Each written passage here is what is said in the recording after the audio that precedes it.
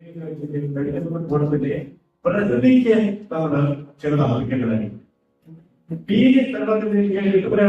പണ്ടുള്ള കാര്യങ്ങൾ ശ്രീനാരായണ ഗുരു സ്വാമിയുടെ വിദ്യാഭ്യാസത്തിലെ വളരെ പ്രസിദ്ധമായിട്ടുള്ള ഒരു തോമസ് ഓർമ്മ ഈ പണ്ടത്തെ മന്ത്രിക്ക് നമ്മുടെ ശ്രദ്ധ പിടിച്ച് പഠിക്കില്ല തോമസ് ഓർമ്മയെ കുറിച്ച്. എന്നാൽ ഞാൻ ഈ അടുത്ത കാലത്ത് അതിന്റെ ഒരു പ്രാധാന്യം മനസ്സിലാക്കുകയും ആ പ്രാധാന്യം നമുക്ക് ഈ ആശ്രമത്തിലും ആശ്രമത്തിന് ചുറ്റുമുള്ള പ്രദേശത്തുള്ള ആൾക്കാർക്ക് എല്ലാം പ്രയോജനപ്പെട്ട പദ്ധതിയും ഈ ആശ്രമത്തിന്റെ ഒരു പ്രത്യേക പല പ്രദേശം വലയങ്ങൾ കൊടുക്കുന്നുണ്ട്. കൃത്യമായിട്ട് ഒരു പ്രദേശം പോലെ പ്രവർത്തിക്കുന്ന സ്ഥലമാണ്. പക്ഷെ അതേപോലെ ചിലപ്പോൾ പലപ്പോഴും ഉണ്ടാക്കാറുണ്ട്. കാരണം ഇടയ്ക്കിനെ കുറിച്ച് വീഴ്ത്തൊക്കെ ബുദ്ധിമുട്ടാണ്. ചിലപ്പോൾ അതിനകത്ത് ദൈവമായിട്ടുള്ള ഒരു ജീവശക്തി ഉണ്ടാകുമ്പോൾ പലതരത്തിലുള്ള പ്രാണികളും ചില സാധാരണ ചില സാധാരണ വിചാരിക്കണം നമ്മൾ വിചാരിക്കും മനുഷ്യൻ വിചാരിക്കുന്ന ചില ശുദ്ധജീവികളൊക്കെ വന്ന് വെള്ളം പാർക്കുന്ന ഒരു സ്ഥലമായിട്ട് ശാസ്ത്രമായിരിക്കും ഒരു പരാതിക്ക് ഉണ്ടാവും ആൾക്കാർക്ക്. പക്ഷെ അവരെ ഞാൻ പറയുന്നത് ഈ ശുദ്ധജീവികളാണ് ഈ പൊതുദൈവം എന്ന് പറയുന്നത് മനുഷ്യരോട് പാപം ചെയ്യുന്ന കാര്യമല്ല. സർവ്വ ചരാചരങ്ങളോടും നമുക്കൊരു ദൈവം ഉണ്ടാകുന്നു. ഈ ഉദാഹരണമായിട്ട് ഒരു പാറ്റ അല്ലെങ്കിൽ ഒരു അട്ട അല്ലെങ്കിൽ ഒരു ചെറുപ്പരവൻ അല്ലെങ്കിൽ ഇതൊക്കെ നമ്മുടെ ശരീരത്തിലേക്ക് ആക്രമിച്ച് നമ്മളെ കൊല്ലാൻ സാധ്യതയുള്ള ഒരുപാട് വൈറസുകളെയും ബാക്ടീരിയകളെയും അവരെ ഉൾക്കൊള്ളുന്നു. നമ്മുടെ ഇന്ത്യയുടെ പേരില് ഈ എന്താണ് മറ്റേ ഇവിടെ എല്ലാം കൊതുകിനെ പോലെ കൊല്ലാൻ പാടുന്നു. കൊതുക് എന്ന് പറയുന്ന വളരെ പ്രധാനമായിട്ട് പ്രകൃതി നൽകിയിരിക്കുന്ന വാക്സിനേറ്ററാണ്. ഒരു രോഗം വരുമ്പോൾ അതിനെ ഇല്ലാതെ ജനങ്ങളിലേക്ക് എത്തിച്ച് അതിനായിട്ട് എന്താണ് വലിയ പ്രക്രിയയാണ് ചെയ്തുകൊണ്ടിരിക്കുന്നത്. നമ്മൾ കുടുംബത്തിലേക്ക് കഴിയില്ല. പക്ഷെ യഥാർത്ഥത്തിൽ അതിന് വാക്സിനേഷൻ പോലുള്ള പ്രക്രിയയാണ് കൊതുകുള്ളത്. ഇതുപോലെ ഓരോ ജീവികളും അവരുടെ ശരീരത്തിൽ പല മാരകമായിട്ടുള്ള ബാക്ടീരിയകളെയും അതുപോലെ തന്നെ വൈറസുകളെയും ഉൾക്കൊണ്ട് മനുഷ്യരെ രക്ഷിക്കുകയാണ് ചെയ്യുന്നത്. ഇതിനെ എല്ലാം ക്ലീനാക്കി നമ്മൾ വളരെ ഹൈജീനിക്കായുള്ള ഒരു അറ്റ്മോസ്ഫിയർ ആരോഗ്യ ഇമ്മ്യൂണിറ്റി വളരെയധികം കുറയും. ഈ തത്വം മനസ്സിലാക്കാനായിട്ട് നമുക്ക് പറ്റുന്ന രാഷ്ട്രത്തെ കൂടുതൽ നമ്മൾ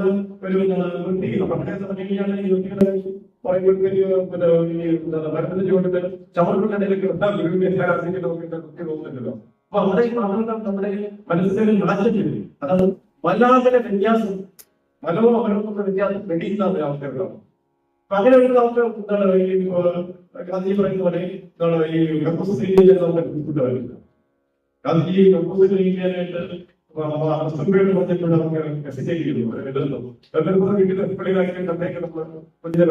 പിന്നീട് കുറ്റാണ് അവർക്ക് മനസ്സിലായെന്ന് ഞാൻ ചോദിച്ചിരിക്കുകയാണ്. ഗാന്ധി ഒരിക്കലും ഈ ഒരു പ്രസവിക്കാനായിട്ട്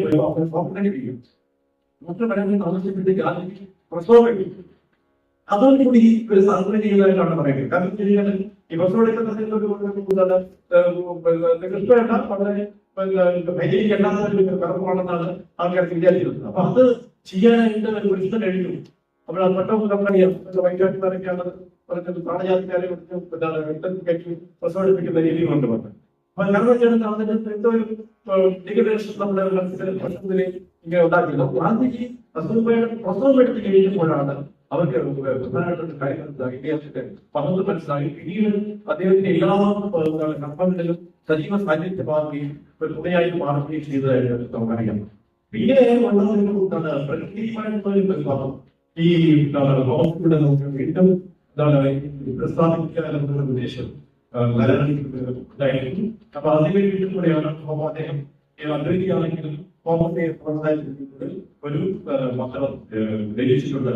ആ മന്ത്രമാണ് നമ്മുടെ ഈ ഹോമത്തിന് ഉപയോഗിക്കുന്നത്. കേരളത്തിൽ ഞാൻ പരിചയപ്പെടുത്തിയ ഉല്ലാസചാര്യങ്ങളാണ് ആ എന്താണ് ഹോമം നിർവഹിക്കുന്നത്. ഇനി മതത്തിന്റെ നമുക്ക് അല്പം വഴിമാറി കൊടുക്കാം. അദ്ദേഹത്തിന് ഈ വീഡിയോ നമുക്ക്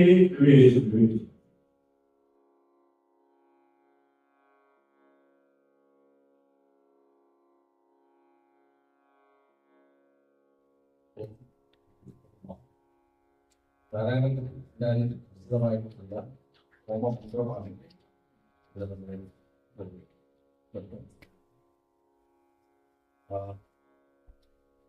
നിരവധി ഹോമങ്ങൾ നമ്മൾ കണ്ടിട്ടുണ്ട്. അപ്പൊ ആ ഹോമങ്ങൾക്കെല്ലാം വളരെ ചിലവേറിയതാണ്. ഹോമം വളരെ ലളിതമായിട്ടുള്ളത്, വളരെ എന്നാൽ വളരെ ശക്തിയായിട്ടുള്ളതാണ്. ഇത് നമുക്ക് ഇത് ഏവർക്കും നമ്മുടെ വീടുകളിൽ ചെയ്യാൻ പറ്റുന്ന ഒരു വേദ മന്ത്രത്തോട് തുല്യമായിട്ടുള്ള വേദ മന്ത്രത്തോട് ഉപയോഗിക്കാവുന്ന തരത്തിലുള്ള ശക്തിയായ ഒരു ഹോമമന്ത്രമാണ് ഉപയോഗിച്ചിട്ടുള്ളതാണ്. അപ്പൊ മന്ത്രദർശകളായിട്ടുള്ള മിക്കന്മാരുടെ ഒരു ചിത്രം നമുക്ക് ലഭിക്കട്ടെ. കാര്യം മിക്കന്മാരെല്ലാം ഋഷീശ്വരന്മാരെല്ലാം മന്ത്രദർശാക്കളായിട്ടുള്ള മിക്കന്മാരെല്ലാം ഒരുപാട് നൂറുകണക്കിന് വർഷങ്ങൾക്ക് മുമ്പ് ലക്ഷ്യസിദ്ധി മറ്റൊരു കണ്ടുപിടിക്കുന്നത് എത്രയോ നൂറ്റാണ്ടുകൾക്ക് മുമ്പാണ് അവരൊക്കെ ജീവിച്ചത്. അപ്പൊ ഇപ്പൊ ഈ അടുത്ത കാലത്ത് നമുക്ക് ഒരു മന്ത്രനിഷ്ഠാവായിട്ടുള്ള ഒരു ഗുരുവിന്റെ ചിത്രം കാണാൻ പറ്റുന്നത് നാരായണ ഗുരുവിൻ്റെതാണ്. അപ്പൊ ഇത് നമുക്ക് ഈ അതായത് അഗ്നിയെ ബ്രഹ്മമായി സങ്കല്പിച്ചുകൊണ്ട് ഓ അഗ്നെ തവയ തേജസ് തത് ഗ്രാമം, അഗ്നിക്ക് ഏതുവിധ തേജസ്സാണോ ഉള്ളത് അത് ബ്രഹ്മമാണെന്ന് സങ്കല്പിച്ചുകൊണ്ടാണ് ഈ മന്ത്രം ആരംഭിക്കുന്നത്. അപ്പൊ ആ അഗ്നിയിൽ നമ്മുടെ സമ്പത്തുകളെല്ലാം ഹോമിച്ചുകൊണ്ട് നമ്മുടെ അഹം, നമ്മുടെ ഈഗോയെ കൂടി അതിൽ നമ്മൾ ഹോമിക്കുകയാണ്. അപ്പൊ നമ്മുടെ എല്ലാ പ്രശ്നങ്ങൾക്കും ഒരു അടിസ്ഥാന കാരണം എന്ന് പറയുന്നത് നമ്മുടെ തന്നെ ഈഗോയുടെ ഇടപെടൽ കൊണ്ടാണ്. അപ്പൊ ആ ഈഗോയെ മിനിമൈസ് ചെയ്യുന്നതിനുള്ള ഒരു ഉപാധിയായിട്ട് കൂടി ഇതിനെ കാണാവുന്നതാണ്.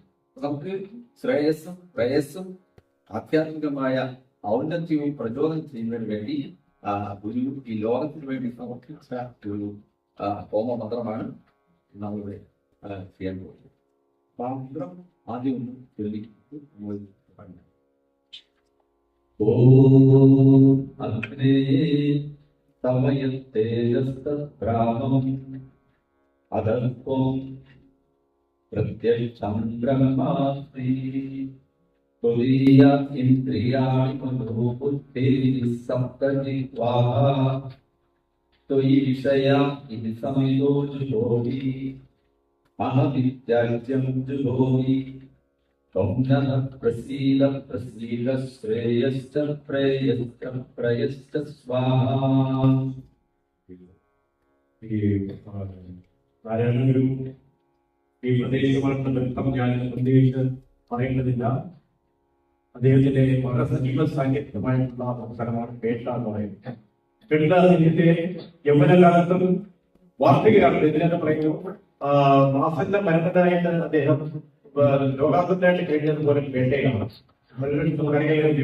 പേട്ട നമ്മുടെ ഇങ്ങോട്ട് കവടിയ ജില്ലയിൽ വരുമ്പോൾ അവിടെ ഒരു വെങ്കട പ്രതിഭ അദ്ദേഹത്തിന്റെ വീടാണ്. അപ്പൊ പത്തൂരിന്റെ ഒരു കുടുംബ വീടാണ്, വീടാണ്. അവിടെയാണ് അദ്ദേഹം അവസര കാലങ്ങളിൽ കഴിഞ്ഞിരുന്ന വീടാണ്. അതാണ് പിന്നെ ഭൂമിയിൽ മഹാസമാധി ചെയ്യുന്നത്. അപ്പൊ അത്തരം ഒരു വലിയ പ്രാധാന്യമുള്ള സ്ഥലമാണ്. മാത്രമല്ല ഈ നമ്മുടെ ഇരിക്കുന്ന ഈ ആശ്രമത്തിനെ പ്രതികരിക്കുന്നത് ചന്ദ്രസ്വാമികൾ വഴി നടന്ന ഒരു സ്ഥലം കൂടിയാണ്. ചന്ദ്രസ്വാമി ഇവിടെ കല്ലുകെട്ട് എന്ന് പറയുന്ന ഒരു വീട്, അതായത് തിരുവനന്തപുരത്തില് കുറച്ച് നമുക്കിവിടെ കാണാം. ആ വീട്ടില് വരുന്നത് കണ്ടപ്പുറത്ത് വരുന്ന നമ്മുടെ ഈ വഴിയാണ് സഞ്ചരിച്ചുകൊണ്ടിരുന്നത്. അദ്ദേഹം വളരെ ഒരു അധ്യാപിക ഇല്ലാണ്ട് താമസിച്ചിരുന്നു. അപ്പൊ അവര് ചെറുപ്പത്തില് കേരളത്തിൽ സംസാരിക്കുന്ന സമയത്ത് പറയുന്ന ചെറിയൊരു ഡൈവർട്ടൊക്കെ പറയാനും പറ്റും.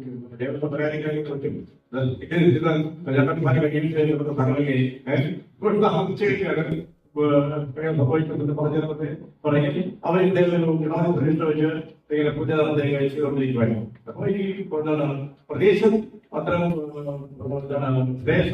ഒരു സ്ഥലമായിട്ട് മാറിയില്ല. കാരണം ചെയ്ത് കഴിഞ്ഞാൽ എന്തുകൊണ്ടാണെന്ന് അറിയില്ല.